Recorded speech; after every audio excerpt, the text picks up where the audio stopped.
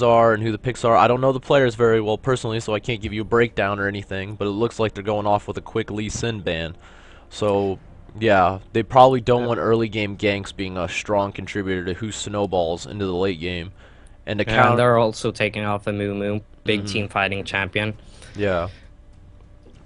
I, Blitzcrank, I guess they want a pretty not so mobile bot lane, maybe. They don't want to get hard engaged on. Well, there's a lot to say about the bans right now. You have Lee Sin and Blitzcrank. Blitzcrank is great overall. It only takes one crank to really turn the tides of any fight if it's done correctly.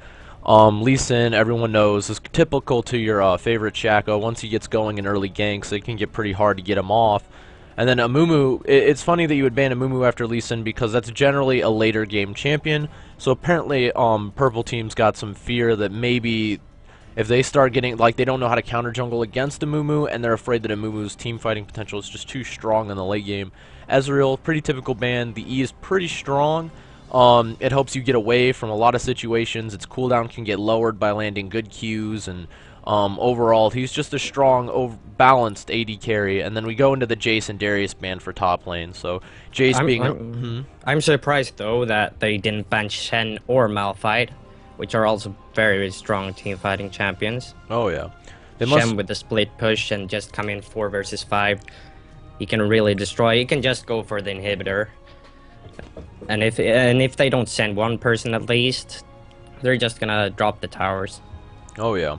Well, see, it's funny here because Jace and Darius are two top laners, of course. Like I said earlier, Jace being a little more skill, but however, overall, Jace takes a certain type of skill with the poking and, you know, keeping your distance and range, but he can scale amazing with items.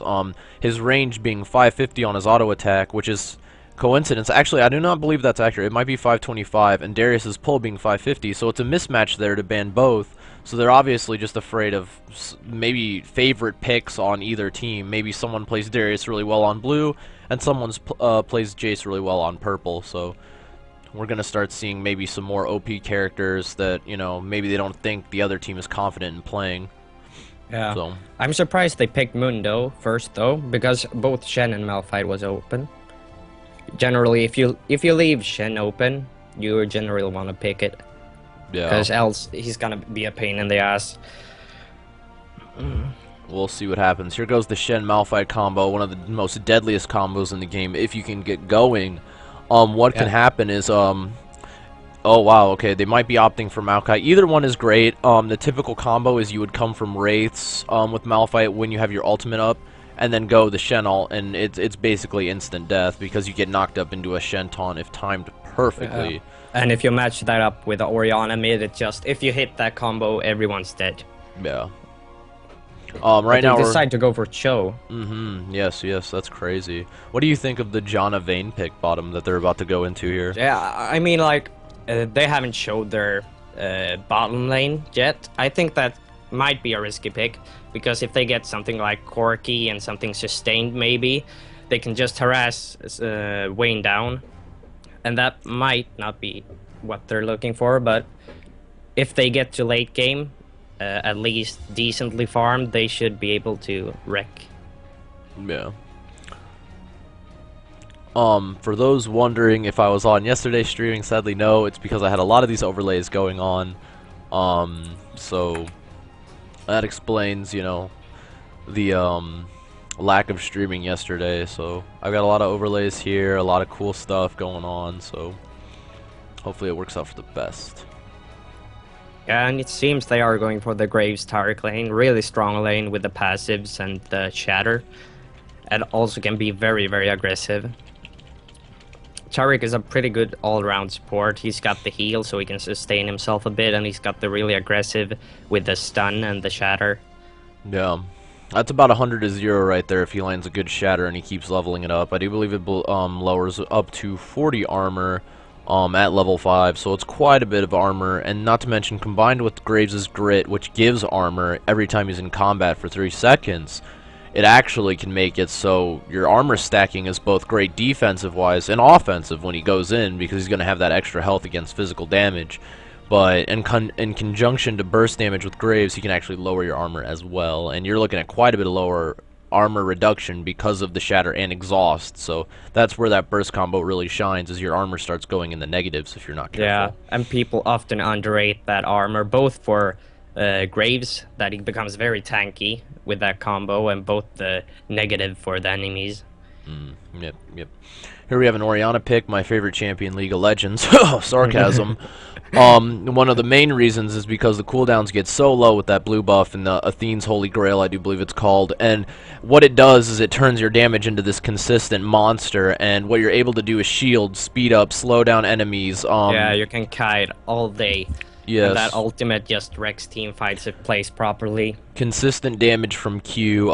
If you go into Riley's Crystal Scepter, all of it slows. It all slows. It's very hard to deal with. But I'm quite surprised, though, because they don't really have any hard engage. But I guess they're going for a bit of protect the Vayne with Orianna. She's probably going to shield Vayne, and if they collapse on her, she's going to ult, and Janna's just going to knock everyone away.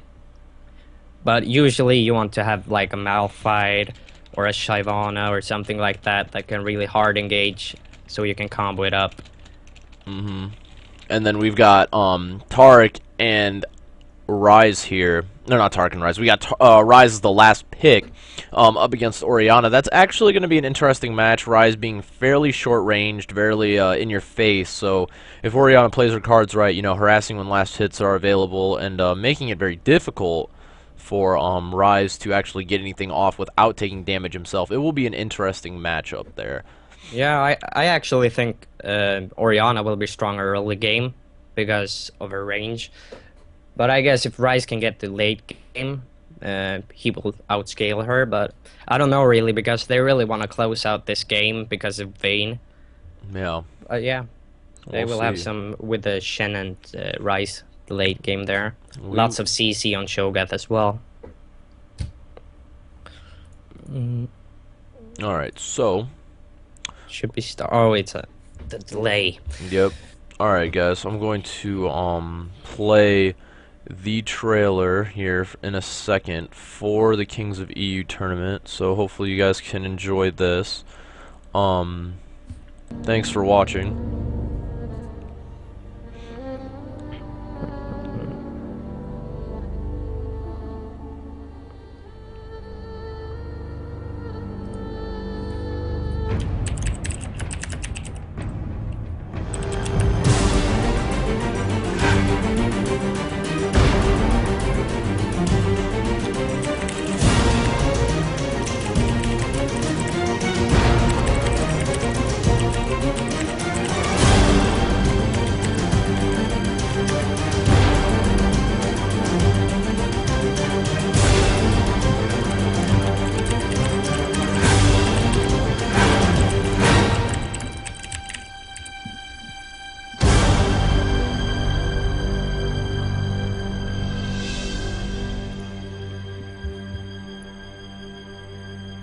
Alright, that's awesome. So, alright, we're going to try and get this game going, hopefully, and it goes smooth. Yeah. Just getting new to XSplit, so it's definitely an interesting, run for those who are watching and are not used to me streaming material like this. So it's definitely different. Yeah. I have only used XSplit for like 2 months, starting to get a bit of the hang of it. Oh yes, I apologize to Kuro asking who he was. I am not FJ on this. I am on the EU West. So I can finally smurf it up and play the ranked matches. No, I'm just kidding. Pretty much, yeah, that's what it's there for. Yeah, if I ever get that up to level 30 and try playing ranked. Good story about ranked. Yesterday, I was playing and what was going on? Oh yeah, we had this game in the bag. Everyone was fed, and then our AD carry, like, it came down to like a semi-late game. He was Twitch. He had Doran's Blade, Scepter, Banshee's Veil, a Zeal, and a Pickaxe. Man, it was a little heartbreaking. That's not funny. It was heartbreaking when we had a team fight, and then all of a sudden we were all dead, and we were like, "What?" We're all like, we were up on kills by quite a huge margin, but they just their AD carry itemized. Yeah. He actually had a BF sword and turned it into something instead of a pickaxe. I haven't enjoyed the reset either because I lost like 6 games, 1-2 or something. I had one which I lost myself because I overextended, but the rest I felt like someone got caught in the end game, and it's just like if someone gets caught while Baron is up, it's over.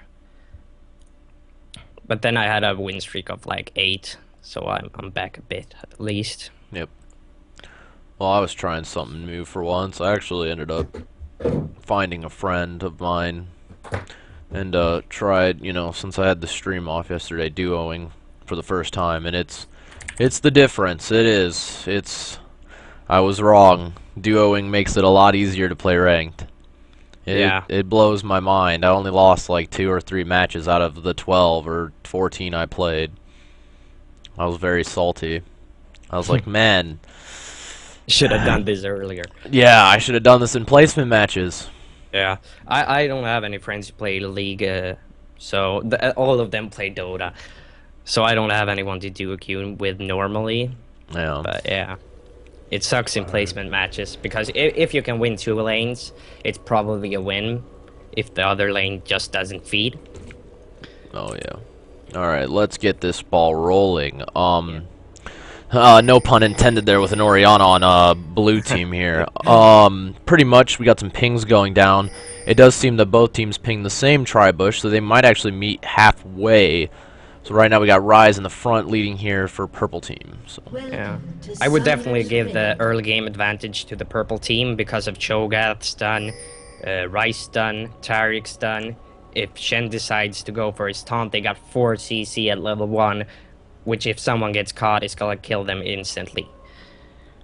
I like the positioning on purple team. Here comes Janna. She's gonna see him through the bush, and they're not gonna be able to see her yet. They're gonna burn flash stun, but I don't think they can do anything off of this, so they back off. So, yeah, if they were a little quicker there, they could have pulled it off. Yeah, flash for flash on the supports.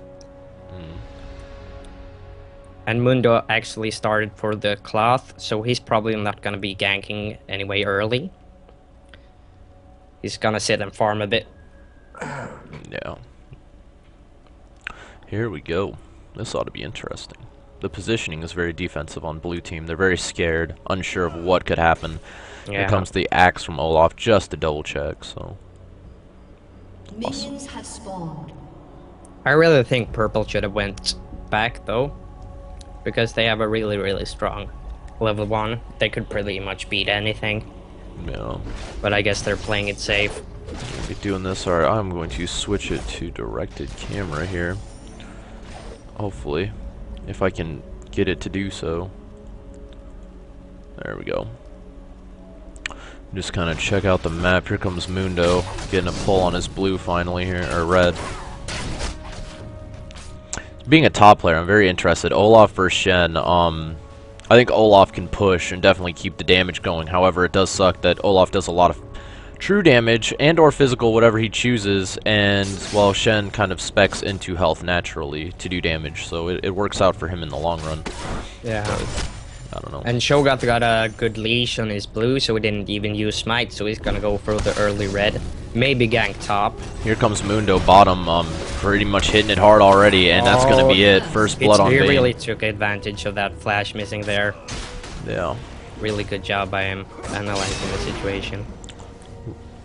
So, it does seem that Graves is gonna get zoned here bottom due to that early level 2 gank before Tara could actually get the ward down. So it was definitely very synergized how they moved and how they coordinated.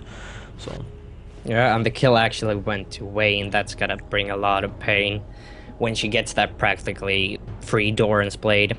She's probably going to push out and back home pretty soon, so she can really use that advantage. Here we come with Cho'Gath going into the bush, trying to catch Shen, and Shen is just, or not Shen, they're trying to lane gank Olaf here. Is he gonna get it off? Yeah. Yeah, he got the knockup off. Here comes the taunt. And he gets melted, and Cho picks up the kill. Sorry, Good gank there. He actually didn't have the vision while he was walking up to the bush. Yeah. Olaf. This is pretty wild. Mid seems to be very calm, and we're at 13.